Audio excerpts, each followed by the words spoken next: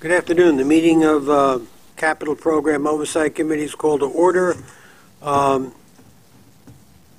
Weatherall, are there any public speakers? Mr. Chairman, there's one speaker, Jason Pinheiro. Okay. Now to end my birthday on CPOC. Good afternoon, Ronnie Hakem. Nice to see you again.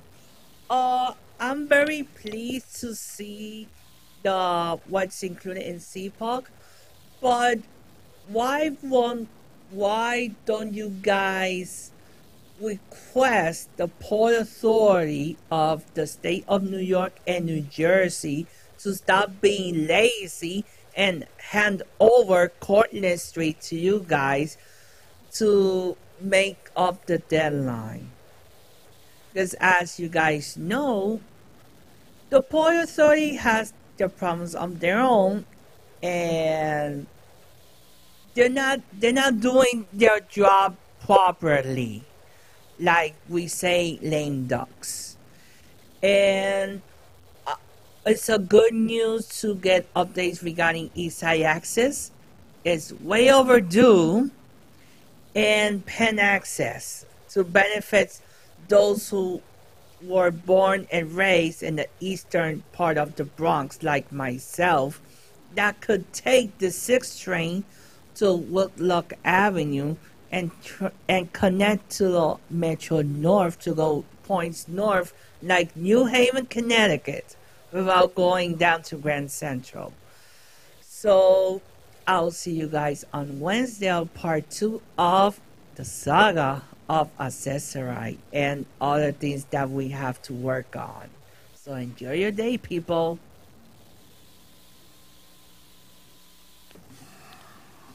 And that concludes our public speakers. Mr. Spiro, do we have any changes to our work plan? There's one change in the work plan. CBTC, originally scheduled for this month, will instead be taken up next month as part of the New York City Transit Review of Projects. Then I think we're ready for the Capital Construction Company update and progress report on Cortlandt. Mr. Creighton. Good afternoon. In the last meeting, we informed you that the schedule was under review and that we expected that the schedule float had been consumed. Our completion of the analysis shows revenue service is trending 4 months further to December 2018. I will address this in a further slide. The current budget remains $158.4 million. However, the recently approved May 2017 capital plan amendment will add an additional $23.4 million to fund the previously unfunded risk reserve. As for progress, we continue to make progress on both platforms at the mezzanine and along Liberty Street, where our Con Edison service feeds are located. As a few examples of progress, we have installed a majority of the smoke exhaust ductwork at the platform level. We have completed the new electrical service conduit and communications conduit within the southbound platform. We have installed welded steel column jackets at the north mezzanine. We have demolished the caissons at the platform and mezzanine level, which were previously supporting the Port Authority North Temporary Access structure. And we have begun a new electrical feeder service into the station. This includes penetrating the Port Authority slurry wall along Liberty Street. For the next 3 months, we intend to complete the demolition at the lower levels of the caissons which previously supported the Port Authority North Temporary Access, mentioned in the previous slide. We expect to install the property line boxes for the normal and reserve Con Edison power. After installation of these property line boxes, we will demolish the sidewalk and construct new transformer vaults for Con Edison at 114 Liberty Street. We also expect the Con Edison will install their feeder conduit from the new property line boxes to the transformer location. Finally, during this time, we continue to work on the platforms and mezzanine, installing plumbing, mechanical, electrical, and communication systems. In the last quarter, the contractors advanced an additional $4 million worth of work. This value still leaves us at approximately 50% of planned progress, due primarily to the delays associated with negotiations on the Bulletin 2 design changes. With these negotiations now complete, we expect to see the progress increase significantly from this point forward. As mentioned earlier, we have completed our analysis of the impacts of the design changes on schedule completion. The analysis shows an impact on revenue service of approximately 4 months beyond the substantial completion date of August 2018 reported during the last CPOC. This date is based on the current schedule submitted by the contractor, and every effort is being made to bring this date back to the end of the summer of 2018. As for budget, there is a reduction in contingency of $6 million since our last report, primarily due to successful negotiations of the communication, electrical, mechanical, and architectural design changes known as Bulletin 2. Furthermore, the recent May plan amendment included $23.4 million for the Cortlandt Street, which will fund the previously identified risk reserve. As for project issues, the construction of the West Bathtub Vehicle Access by Port Authority continues to be a concern. Without this structure being built to grade by the Port Authority, the construction of our northern emergency egress stairs will be at risk. We continue to monitor Port Authority's progress and are looking at alternative sequencing possibilities if the Port Authority foundation work falls behind our expectations and schedule. The next issue is in regard to the remaining changes at the north end of the station where the Port Authority still has to build their structure, what was mentioned at the previous slide. This will involve the stairs, elevator machine room, some mechanical work, and some communication work. We have shared these designs with the contractor for pricing and expect to have them negotiated by the end of August. Next, we continue to meet with the Port Authority weekly to address interferences to our work areas. Since most of our back-of-house space is located within Port Authority structures, Port Authority utilities occasionally are installed within our program areas and must be relocated. This is a recurring issue that Port Authority has been actively addressing as conflicts arise. Typically, they are resolved in approximately 1 week. The concern is that if larger issues arise, they may take more design input to resolve and could possibly delay our critical path. Similarly, leaks from the expansion joints between our structure and the Port Authority structure continue to be a concern. Currently, we meet with the Port Authority weekly on this issue to identify any leak locations and work with Port Authority to address. Leaks within the public areas have been addressed through a grouting program issued to our contractor as a change order. Back-of-house space has a mixture of grouting and water diversion measures by Port Authority. Since accessibility and maintenance of drip pans are a concern in the long term, we have stressed to Port Authority that grouting has been the preferred remediation. The final issue is a new one, but a major concern for the schedule. It involves the contractor's ability to properly and timely coordinate his utilities prior to installation. Since shop drawings and coordination drawings are critical to the success of installation and production, we have concerns regarding the contractor's ability to submit these coordinated shop drawings in a timely manner so as to not further delay the project. Furthermore, timely review of these submissions by the designer and user groups will be a concern. To mitigate this, we have coordinations weekly with the contractor and designer and have been communicating frequently with the user groups to reduce review times as much as possible. We expect to have more active meetings with the user groups as the process advances. That concludes my report. IEC? Good afternoon, members of the committee. My name is Diane Rinaldi, and I will be giving the IEC project review for the Cortlandt Street number 1 line reconstruction. The IEC reports the following regarding the project schedule. When we last updated the board on the Cortlandt Street reconstruction, a projected substantial completion date of August 2018 was reported. The current contractor's schedule update indicates December 2018 revenue service and April 2019 substantial completion. This schedule update has not yet been approved by the agency. Concerning the budget, the project budget remains at $158.4 million. The pending plan amendment that was approved by the board last month will increase the project budget to $181.8 million and will align the project budget with the predictive results of the 2015 project risk assessment. Based on currently available budget and scope information, the increased budget appears to be sufficient to complete the remaining work of the program.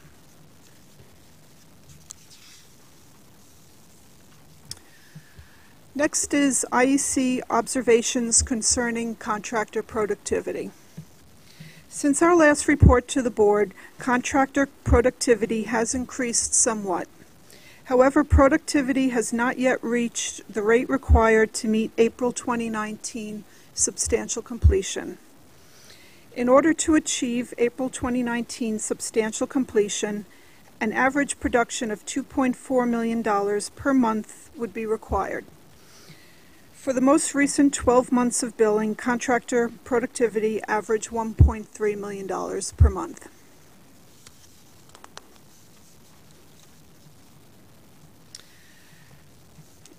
IEC observations concerning scope and change orders. The MTA project team has made progress in negotiating significant change orders on this project. Critical changes to communication, electrical, mechanical, and plumbing systems included in Bulletin 2 have either been negotiated or will be issued as unilateral changes. Work included in Bulletin 2 is currently driving the critical path. RFPs for the VC Street entrance and elevator at the north end of the southbound platform were recently issued as Bulletin 3. The scope and cost of these changes have not yet been negotiated. The budget does contain a set-aside contingency for Bulletin 3 changes. Bulletin 3 changes are not included in the current contractor's schedule. And this concludes the IEC response. Any questions on Cortland? Mr. Albert. So, if you say the contractor is not productive enough, and the previous slide shows that they weren't spending enough money, what is the answer? Does that mean it's going to be later than December of 2018, or? I can answer that if you want. So a large portion of the work, the peak performance of the work during the period of construction comes after the approval of the design drawings and shop drawings. To date, we've been having a lot of time negotiating the Bulletin 2 design changes, which includes all the mechanical, electrical, communication systems. So a lot of our work the peak performance of work got pushed out. Now that that work has been negotiated and approved, they're now submitting the shop drawings, so it's still in a little bit of a lull. With the expectation that at the end of the summer, the significant amount of work will increase, and we should see much larger than even the 2.4 million spent per month. Is Judlow on board with that?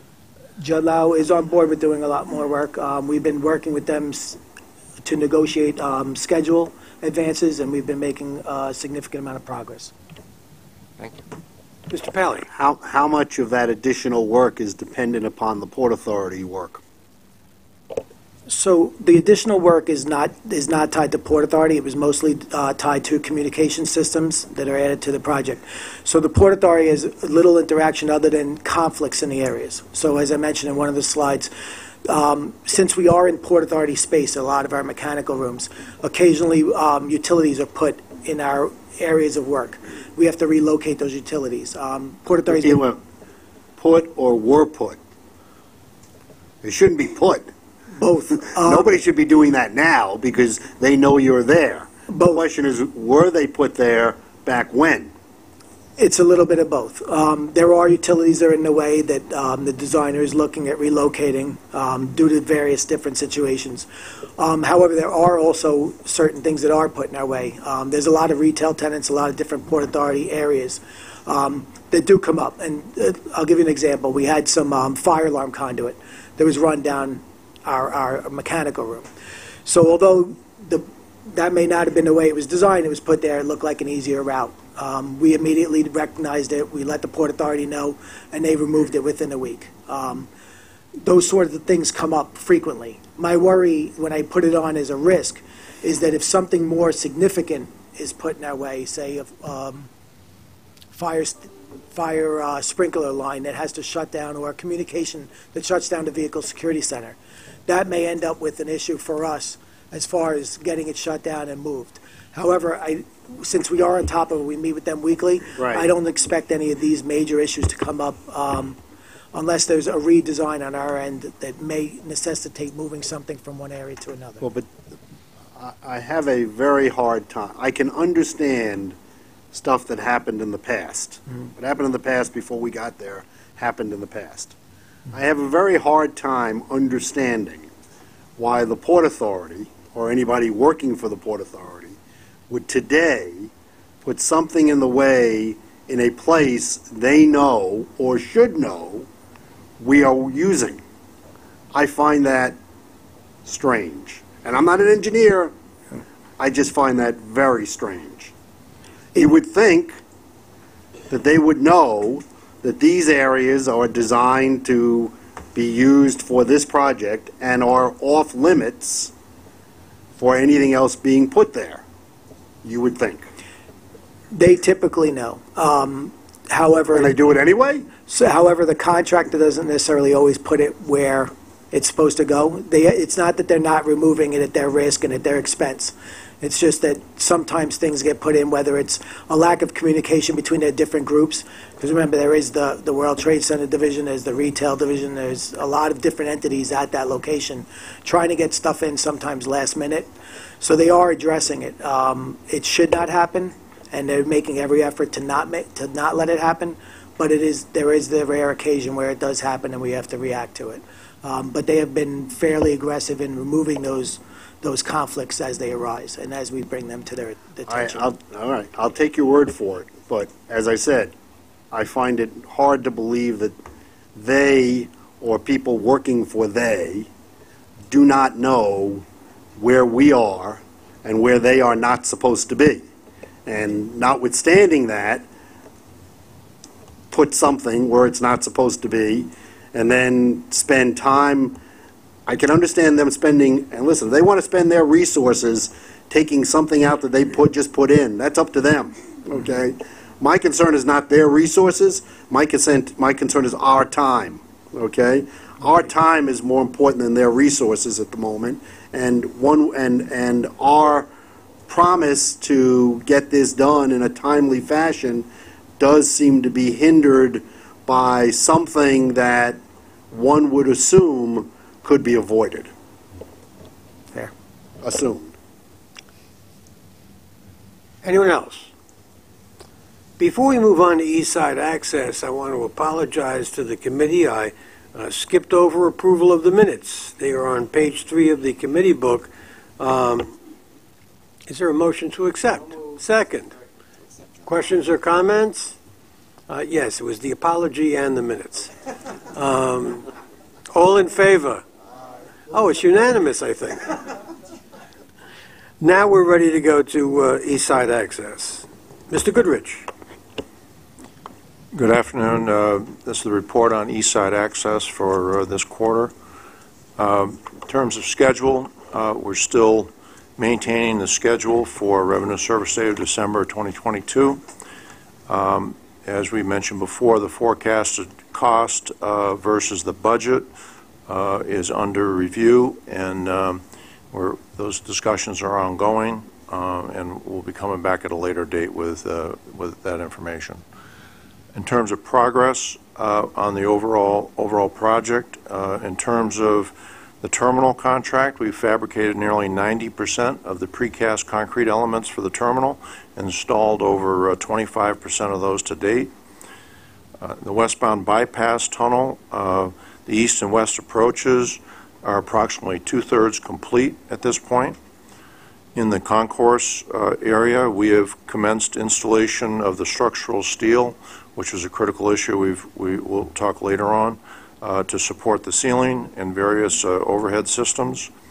In addition, 4 of the 5 escalator trusses in wellway number 1 have been installed by Schindler. And field work has commenced for the Tunnel A approach in Herald, and we have awarded and commenced work on the midday storage yard contract also in the Herald area. In terms of the 90-day look ahead, we expect to achieve substantial completion of the Tunnel D approach contract in Herald. Complete the remaining field work required for substantial completion on plaza interlocking structures in Queens, as well as the tunnel structures in Manhattan from the terminal through the 63rd Street Tunnel in Queens. We're looking to start a series of pre-cutover testing weekends for the 5 remaining CIL signal huts in Herald, achieve milestone number 3 on our project-wide systems contract for the completion of various rooms in the plaza interlocking. In terms of cost and schedule performance, overall the project cost expended through April 2017 is $6.964 billion, which is 94.5% of plan. In terms of third-party construction, the cost expended through April 2017 is $4.35 billion, which is 91.1% of plan. In terms of cost and schedule contingency, there's been no change to the project schedule contingency. To date, none of the 22 months of program contingency have been used since it was established in June of 2014. In terms of cost contingency, the total contingency has been reduced over the last quarter to $450 million, which is an $86 million decrease since our last report in March.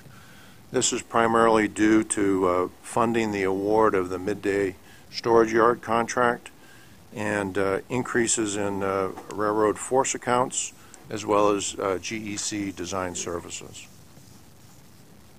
In terms of critical issues, the first one is on our project-wide systems contract, and this is the previous delays we've experienced on both the control and non-control designs by the contractor. They've compressed durations for successor activities in what we call the development and deployment phases of this contract. These lead up to the start of integrated systems testing, which is the September 2018 need date. Currently, we're forecasting a 4-month delay to the start of IST based upon these delays in design to date. In terms of mitigation, we previously extended the substantial completion date from November 2019 to July of 2020, which added 7 months to the overall contract duration. And this added time will be used in part to absorb this delay. As I said, the delays, or as is shown here, the delays have no impact on our overall 22 months of program contingency. The second critical issue is substantial completion of the concourse fit-out contract. The contract completion date is August 2018. The critical issue has been the installation of the concourse structural steel and curved metal ceilings in the escalator wellways, both of which have been delayed. The impact, GCT constructors and Schindler have implemented a resequence plan for wellways 1 and 2 to mitigate the curved metal ceiling delay. And as a result of that, we're forecasting a contract completion date delayed to June 2019. Again, this delay on this particular contract does not impact revenue service. In addition to the resequencing of wellways 1 and 2, we're meeting with the contractor in scheduled workshops to facilitate the development of an overall acceptable recovery schedule. As I mentioned, the structural steel has begun to arrive on site in the concourse this month, and the contractor has committed to adding crews and extending shifts to accelerate this work. The second critical issue on the same contract is additional measures being introduced to remediate pre-existing leaks from the Metro North train shed above. The impact of these measures will cause some cost increases and may cause some additional schedule delays.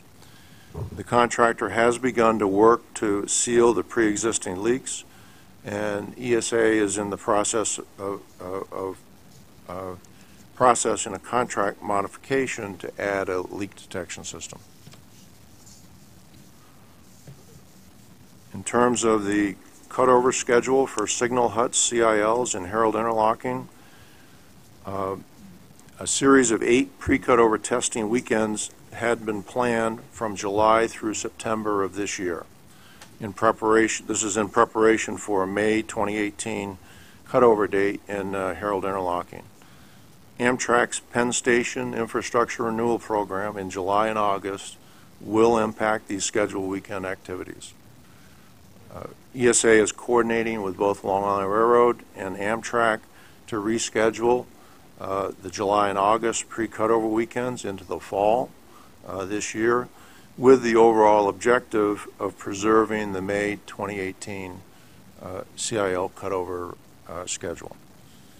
Any delays to the May 2018 cutover dates may delay the project's revenue service date.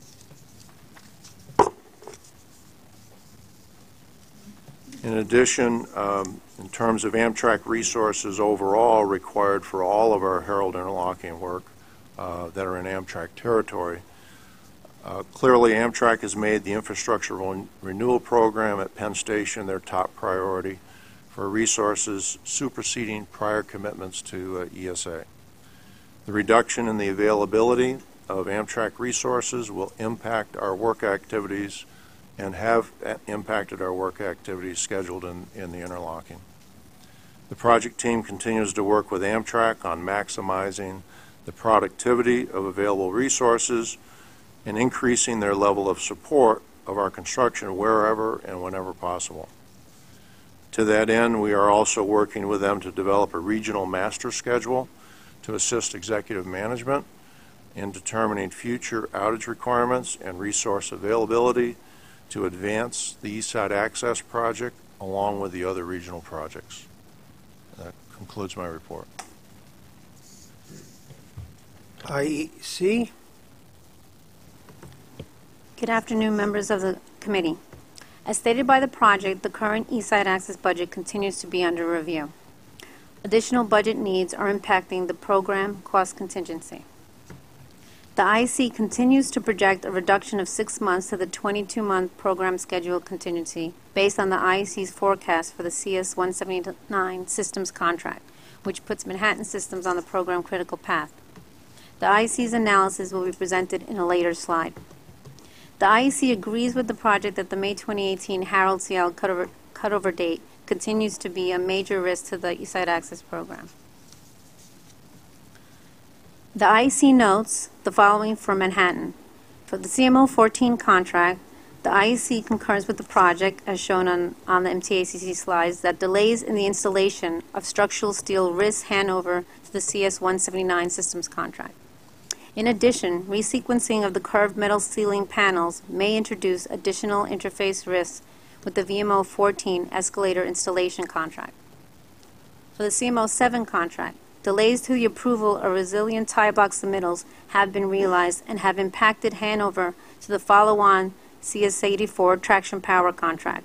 Additional delays may be incurred during special track work testing, fabrication, and installation, which may further impact these milestones, as well as the IST performed by the CS-179 systems contract.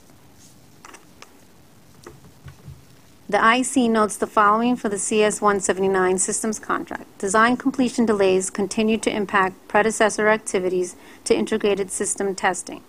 These communication system predecessor activities also include factory acceptance testing, which has yet to start. Based on the IEC's analysis, the incurred delays are driving the predecessor activities closer to the late completion dates. The scheduled late completion date shows 80% of local testing being performed within 2 months, which may be difficult to achieve and may push the start of integrated system testing further. Additionally, the IST duration reflected in the schedule may not be sufficient. Further analysis is ongoing by the IEC. As a result of forecast delays to the CS-179 systems contract, the IEC projects a reduction of 6 months to the program contingency as reflected on the next slide.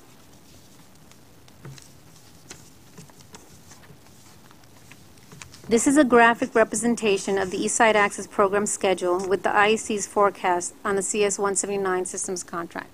The top section represents MTACC's forecast to completion, which shows Harold work driving the critical path with the 22-month program contingency remaining intact. Manhattan Systems and Queens schedule paths and milestones are shown below for reference. The lower section reflects the IEC's critical path forecast through the CS-179 systems contract. Based on incurred delays and issues identified on previous slides, the IEC projects a reduction of the 22-month program contingency, would leave 16 months program contingency remaining. The IEC makes the following observations for Harold. There are coordination risks associated with any delays to the CIL cutover in May 2018, which includes the Northeast Quadrant and Tunnel BC approach structure work that follows. In addition, availability of sufficient resources for the CIL cutover work should be verified by both MTACC and Long Island Railroad. This concludes the IEC report. I'm not sure I can take this anymore. Our relationship with Amtrak seems to be a bad marriage which is getting worse, not better.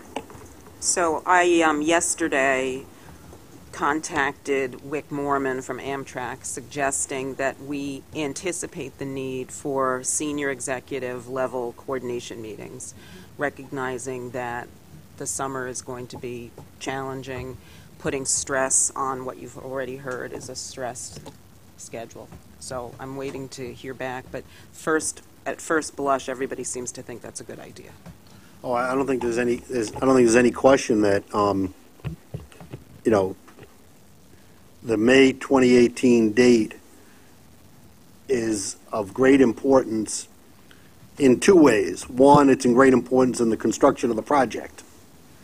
Two, it's in great importance in the perception of the project, not only internally to us, but externally to those who have been promised, for lack of a better term, a completion date, which they will assume, why are you talking about 2022 and 2018? And that is only going to make things worse, not better. So I leave it to you, Ronnie, to see what we can do here, but obviously we need to do something, and we need to do something fast, because otherwise this is a ball rolling downhill, and we're going to lose total control of it if we haven't lost partial control of it already, as per the IEC report. Thank you. If I can interject, I'd like to try to drill down a little bit more on this issue. I know we had discussed it previously. Is there an expectation that we're going to have some body or some agency taking the lead to, one, disseminate information to all our partner agencies and all the contractors that need to know when outages occur, when they don't occur, who's requesting it, what train's coming by this way, so that we can stage work and plan work better.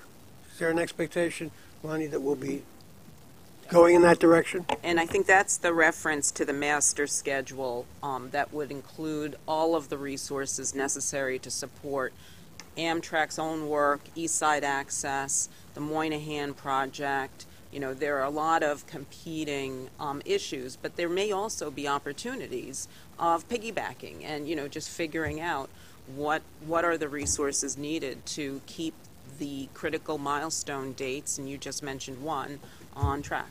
Right. Yeah. Mr. Albert, and then Dr. Metzger. Speaking of the schedule, are there any further 63rd Street Tunnel Sandy-related work that has to be done, or is that completed? The Manhattan North Structures contract is doing most of the work in the 63rd Street tunnel, and they're due to finish this summer. The other contractor is the Plaza Interlocking contractor, which happens to be another Tutor Perini. That's Tutor Perini, and they're both Tutor Perini companies.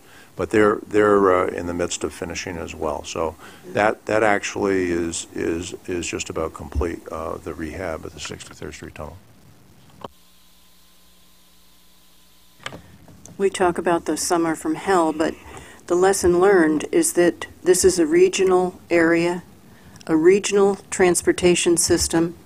We have to get along with each other because we share tracks, we share facilities, we share Harold. Reaching out to Amtrak is a good first step, and it seems to me that that is a good way to memorialize what this really means. It's not just our service, it's how we fix our tracks, it's how we continue our operations, and it is for them too.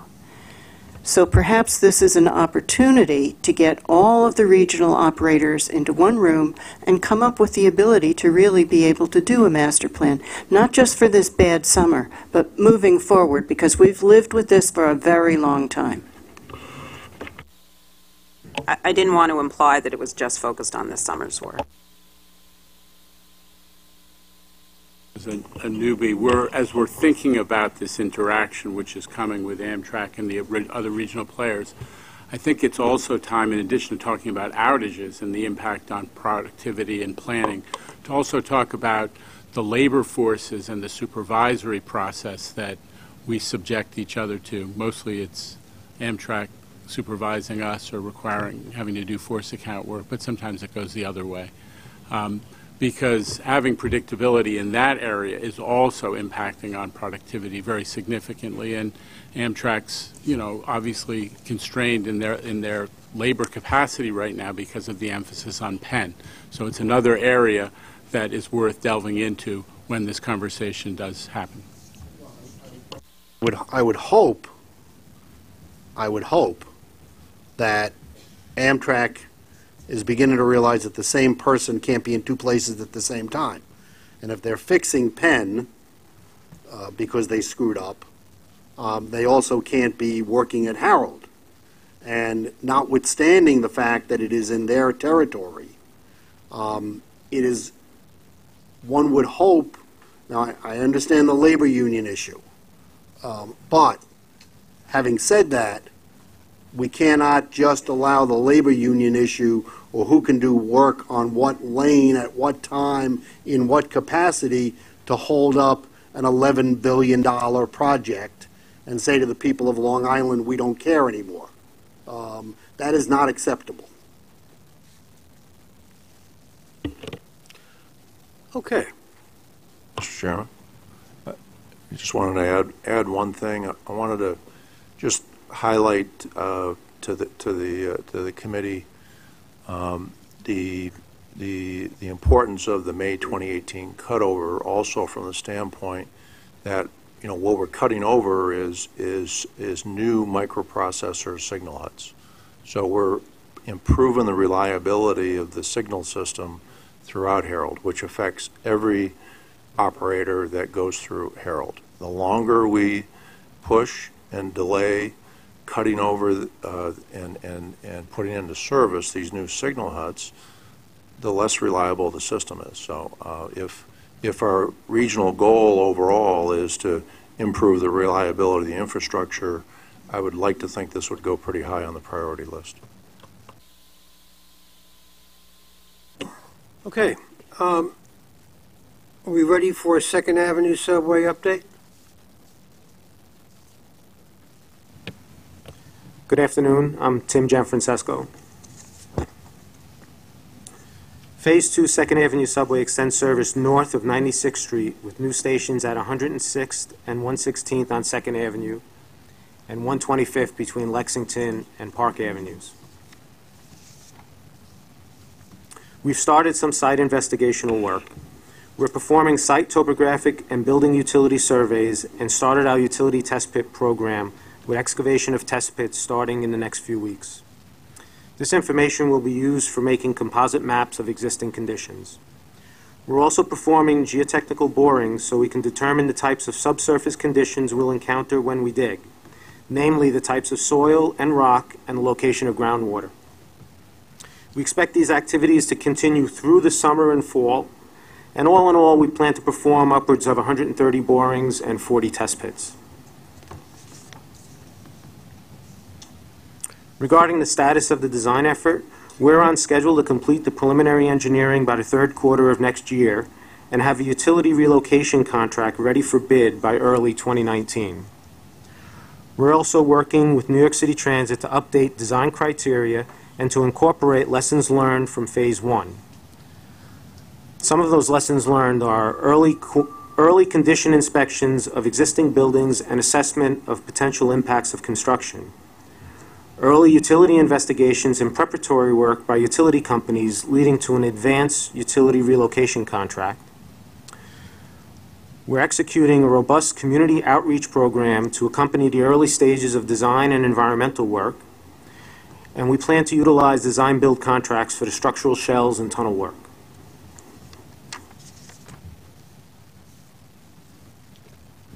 We continue to make progress on several critical design issues that need resolution as soon as possible in order for us to maintain schedule. One such issue is proving that a two-track terminal at 125th Street provides an adequate level of service to support the full build-out of 2nd Avenue subway. We have built our rail simulation model and started running various scenarios. We expect to complete this effort and finalize the 2 versus 3 track decision this August. Also at 125th Street, another critical issue is figuring out the best station configuration to make the passenger transfers from 2nd Avenue subway to IRT Lex line as easy as possible without creating too significant an impact to the existing station and community during construction. For environmental and community outreach, we're proceeding with identifying changes from the original EIS and continue preparation of the review document to be submitted to the FTA. We'll have our second meeting with the FTA this July. Our community outreach efforts are progressing as planned. We brought our community outreach consultant on board in April, made presentations to community boards 10 and 11, and expect to open a new community information center by the end of the month or shortly thereafter. This concludes my update. Would a 3-track terminal at 125th Street imply the line is not going any further versus the current 2-track terminal that you have at 96th Street, for instance? No, both scenarios would be the terminal station at this time, but there's nothing that precludes it from being extended. A 3-track terminal, I mean, wouldn't that sort of imply that that's the terminal and the trains aren't going to go any further? We're still going to have tail tracks that run to the west. So we can, if in the future we decide to extend further west, we could devise a way to extend that tunnel west.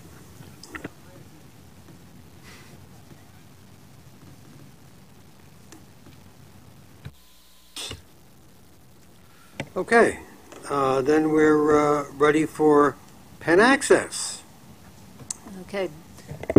Good afternoon. Eve Michelle, Capital Construction. The Penn Access project is a story of resiliency and expansion.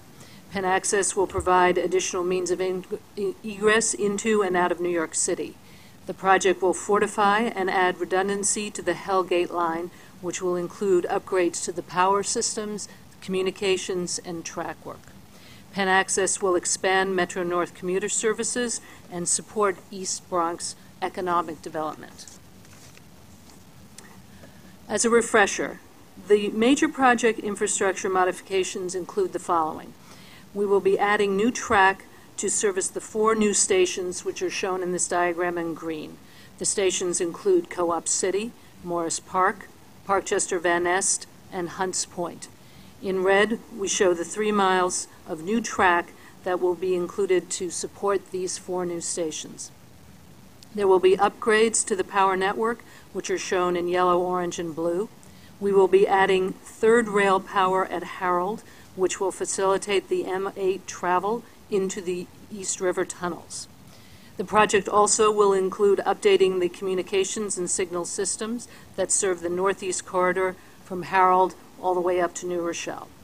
And all this work will be done and conducted on the active Amtrak high-speed rail line. Current activities include the following. As part of the conceptual engineering, we are working with stakeholders to determine track alignment options that can accommodate competing agendas, which include Amtrak through-running trains, Metro-North's new commuter stations, and CSX freight rail operations. We are then conducting operation simulations, which are based on these alignment options, in order to determine their viability. In addition to this, we are scoping the general engineering services. We will issue an RFP, a request for a proposal, this summer and award the contract in early 2018. We meet regularly with Metro-North Railroad, with Long Island Railroad, with Amtrak, and with Connecticut DOT. We conduct quarterly steering committee meetings as well as focused technical working groups. We are working with these key stakeholders to develop agreements that will allow us to deliver this project effectively and efficiently. We have a planning agreement with Amtrak, which is currently in effect, and as we move forward, we will activate agreements that outline the roles and responsibilities that will take place during design, construction, and further into operations. Thank you, and we will be back to update you in the fall. Can access questions? Okay. Then Long Island Railroad and Metro-North PTC update.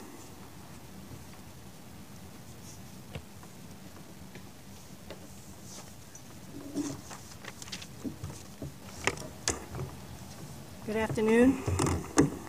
Good afternoon. My name is Deborah Chin. I'm the Executive Director for PTC for Long Island Railroad. My counterpart, Anthony Frasina, and I will be giving you the PTC update. And if you have any questions at the conclusion of the presentation, we'll be glad to answer those questions.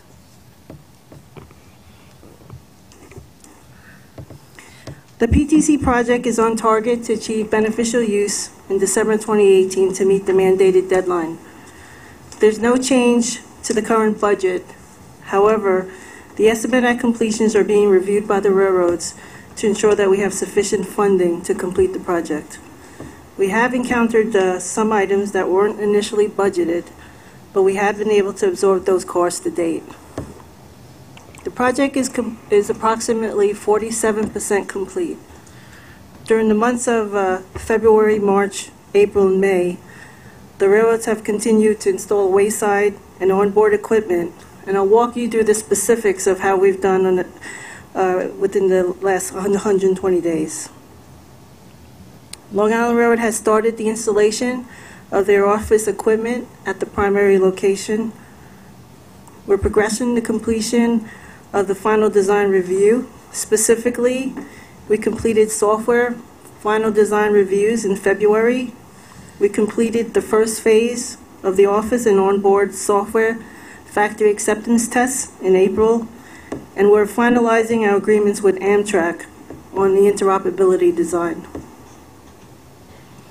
By completing the first phase of the subsystem factory acceptance test for the office and the onboard, we were able to initiate the integrated system testing as planned.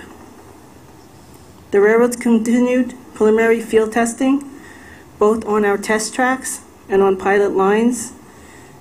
On our test tracks, we were able to demonstrate end-to-end communications, and on certain segments of our pilot lines, we were able to verify connectivity between our communication cases and the office subsystem at our backup location. Metro-North received an exemption from the FRA to implement PTC on the Waterbury line by the mandated deadline. And lastly, the railroads continued to train their in-house railroad forces.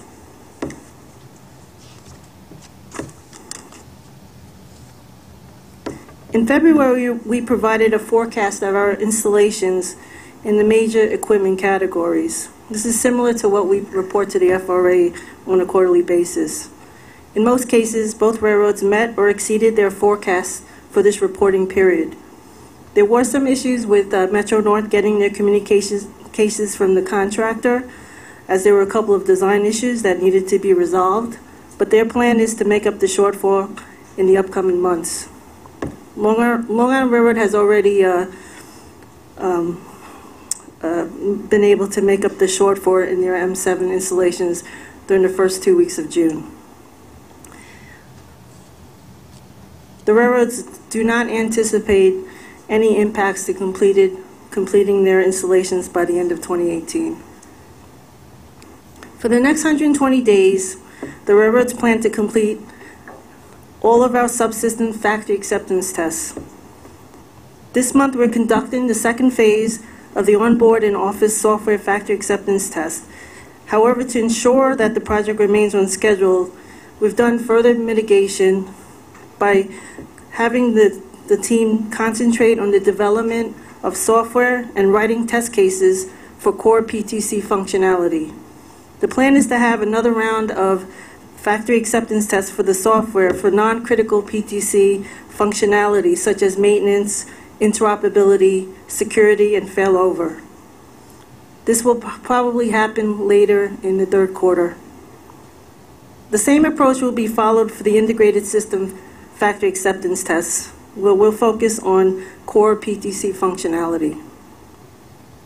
The railroads will equip the required vehicles for pilot testing. In addition to the M7s, which are the bulk of our fleet, we'll also need to equip C3s, DEDMs, M3s, and cab cars.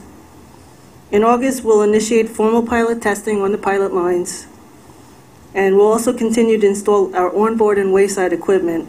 And in the next few slides, we'll be able to show you the complete forecast of that effort through the remaining part of the project. We'll continue to train our railroad forces, and the railroads will also are working hard at being able to complete the first draft of our PTC safety plan to get preliminary feedback from the FRA to ensure that the content and format of that document is acceptable.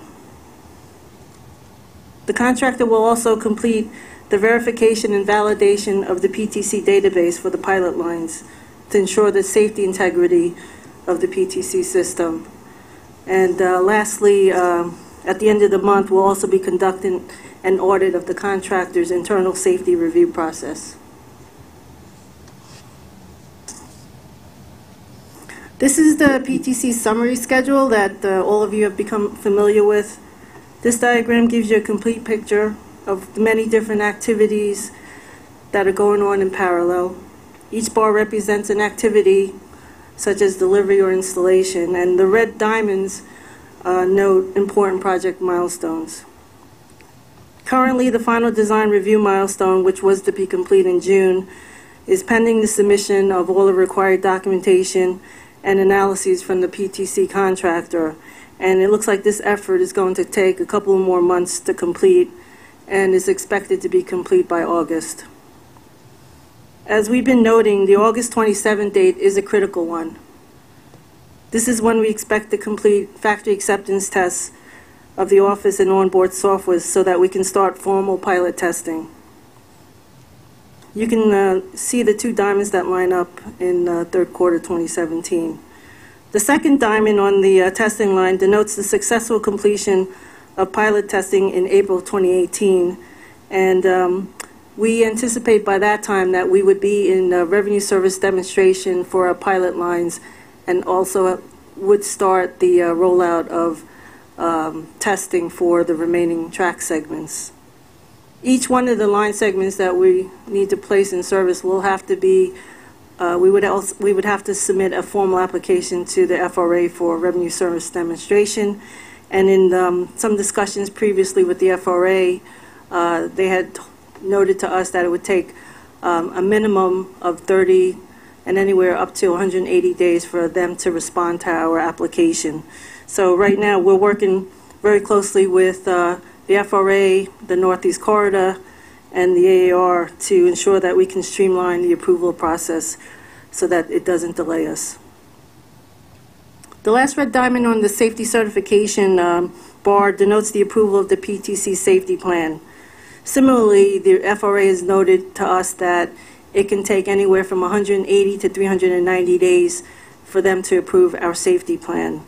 However, Any delay in getting that safety certification should have no impact on our plan to implement PTC. As long as we have our approval for RSD on the lines that we try to place in service, we can wait for the certification to come back from the FRA. The next two slides provide an overall projection for the completion of all the installations for Long Island Road and Metro North. The numbers that are in bold are changes to the forecasts from the previous report.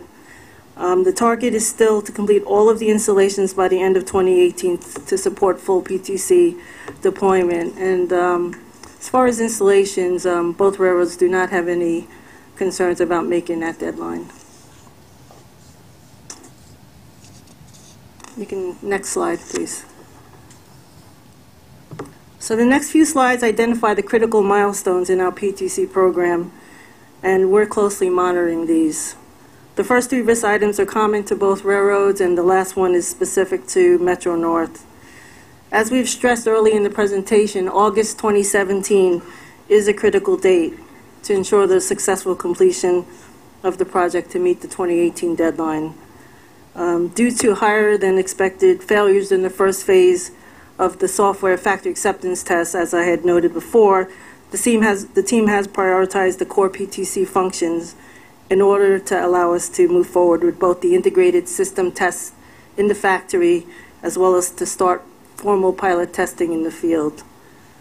Based on the outcome of this phase, we'll be able to confirm to you in October whether we will remain on schedule. So the software FATs are a critical activity, and our plan is to work with the contractor to make sure that we can move that effort forward.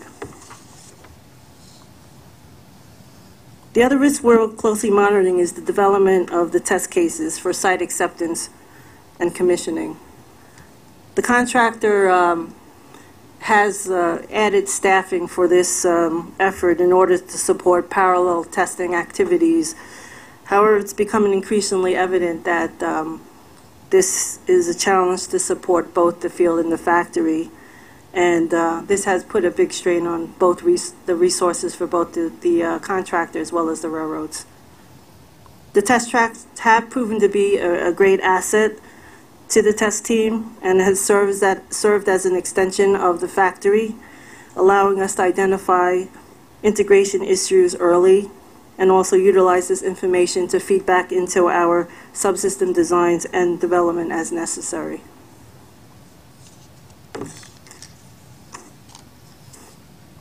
The contractor remains on target to manufacture and deliver most of their onboard and wayside equipment by June of next year. Initially a concern, the railroads do not anticipate any impacts to PTC deployment as a result of manufacturing and delivery. The last item on our risk log that we're keeping an eye on is PTC commission on the Port Jervis line. Metro North and New Jersey Transit have monthly meetings to discuss the work on this line. At this time, Metro North does not anticipate any delays to implementing the cab signal system or getting the equipment from New Jersey Transit for installation by December of 2018. And that concludes my presentation for today. In the interest of time, you can go through the project photos and the appendices at your leisure. Does anyone have any questions? May we have the IEC first, please? Good afternoon. My name is Nabil Gali, and I will be presenting the IEC's report on the Positive Train Control Project. As to budget, there is no change in project budget since it was last reported in February. However, the project team is in the process of determining if additional funds are required. With respect to project schedule, the latest CPM update indicates that the project remains on schedule. However, design and software development issues identified during testing is making it more challenging to maintain the project on schedule.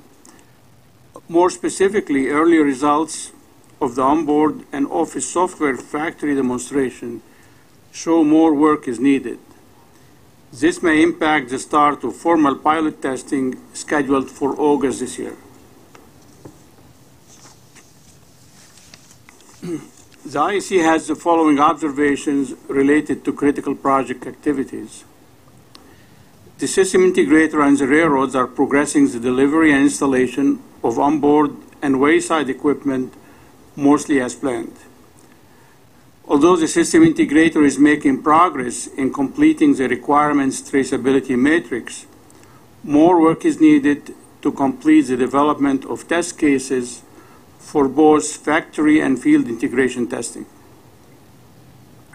As indicated by the project, the system integrator is addressing the open actions items from the subsystem final design reviews with the goal of completing them in August. A number of requirements in the master test plan were not met during the factory acceptance testing. To mitigate schedule risks, the system integrator and the railroads are pursuing a phased approach for software development and testing activities. Also, the project team started preliminary field testing for the purpose of assessing system performance in actual operating environment. This has provided useful feedback to the project team as the tests have identified software issues that were not detected during factory testing.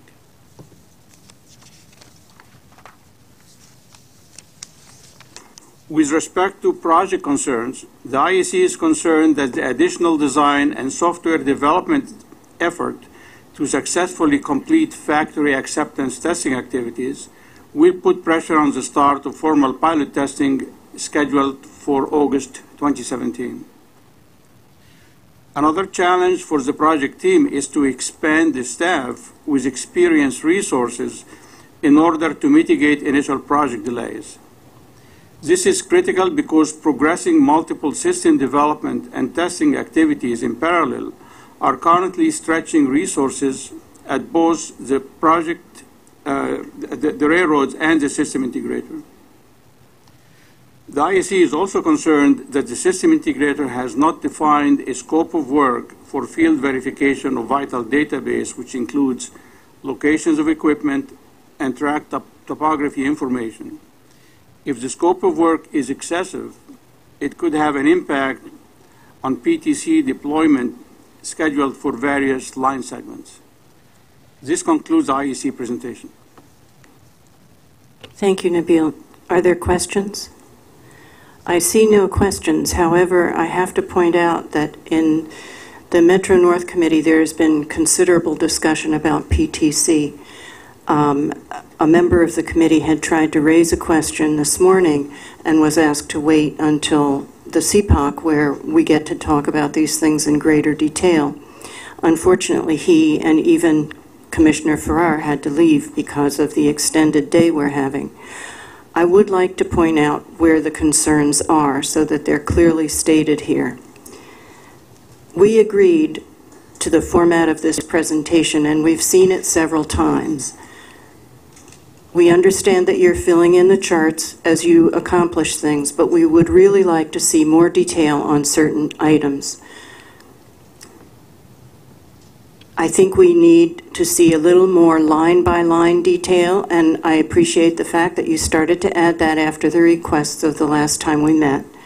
We need a deeper understanding of the effects of these risks. You've identified a number of risks. You've identified mitigation measures, but we remain concerned about a number of things. Your 120-day look-ahead, Debbie, was pretty much on those items that we're concerned about. We're especially concerned about the fact that the software still needs attention. You warned us extensively in past meetings that moving ahead on the software had risks. We need to understand those risks and where the fail points might be. We also understand the importance of the FATs. I see that in our next October meeting, Debbie includes a discussion of that. I'm very happy about it. The pilot testing is very critical to us, and we'd like to see as much as we can about that. I also think it's time that we started hearing about substantial completion for this project. Does anyone want to add anything? I know there have been a number of topics discussed. Thank you. In that case, I'm going to... So I'll just jump in? Jump in. Okay. In light of time and timeliness, I will note that the capital program status, the commitments, completions, and funding report is on page 72, that we have the quarterly traffic light reports starting on page 82, and the capital change order report that's provided for your information starts at page 130. And obviously, if there were any questions or follow-ups, we could deal with those. Thank you. Motion to adjourn. Second, we're adjourned.